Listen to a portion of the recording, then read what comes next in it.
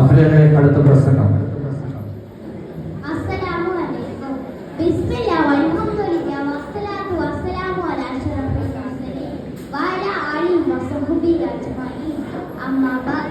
ആദരണീയരായ ഗുരുനാഥന്മാരെ, പ്രിയപ്പെട്ട കൂട്ടുകാരെ, പുണ്യങ്ങളുടെ മുന്നിലാവായ മുദ്രയുടെ സർവാവലിയും എക്കാലത്തെയും പ്രതീക്ഷയാണ്. അവിടുത്തെ ദേഹവും സ്പർശനവുമെല്ലാം അനുഗ്രഹീതമാണ്.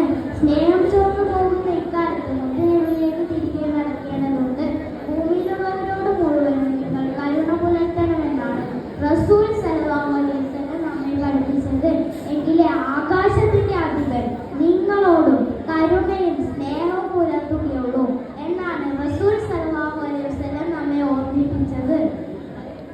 കുഞ്ഞുങ്ങളെ മുത്തം വെച്ച് മുത്തുനബി സല്ലല്ലാഹു അലൈഹി വസല്ലം സ്നേഹത്തിന്റെ ബാലപാഠം നമുക്ക് പഠിപ്പിച്ചു തന്നു.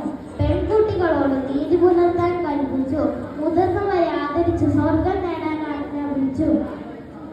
വഴിയാത്രക്കാരനെയും ദുർബലനെയും അനാഥരെയും ചേർത്ത് നിർത്തി എല്ലാവരും ആ തിരുശബ്ദത്തിൽ പ്രതീക്ഷ അർപ്പിച്ചു.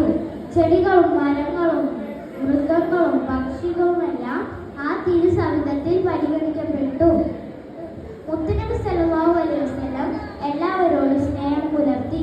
മനുഷ്യനോടെന്നല്ല, മൃഗങ്ങളോടും പക്ഷികളോടും പറവകളോടും പ്രകൃതിയോടും സകല ജന്തുജാലങ്ങളോടും. പ്രകൃതി അനാവശ്യമായി നശിപ്പിക്കരുത്, മരങ്ങൾ മുറിച്ചു മാറ്റരുത്, ചെറിയ ഇഴജന്തുക്കളെ പോലും കൊന്നു കളയരുത്, കടിയുറുമാണെങ്കിൽ പോലും തീ വെച്ച് നശിപ്പിക്കരുത്, മാതാവിന്റെ മുഖത്ത് നോക്കി നിങ്ങൾ ചേ എന്ന് പോലും പറയരുത്. ഇങ്ങനെ സ്നേഹത്തിന്റെ 1000 ഉപദേശങ്ങൾ മാനവ സമൂഹത്തിന് വേണ്ടി മുത്തുനബി സമ്മാനിച്ചു.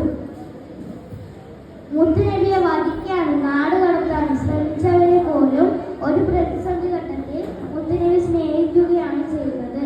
മുത്തുനബി സല്ലല്ലാഹു അലൈഹി വസല്ലം നമ്മുടെ ജീവിതത്തിന് മാതൃകയാണ്. സ്നേഹം നമ്മുടെ ജീവിതത്തിന്റെ ഭാഗമാകണം. അസ്സലാമു അലൈക്കും വറഹ്മത്തുള്ളാഹി വബറകാതുഹു.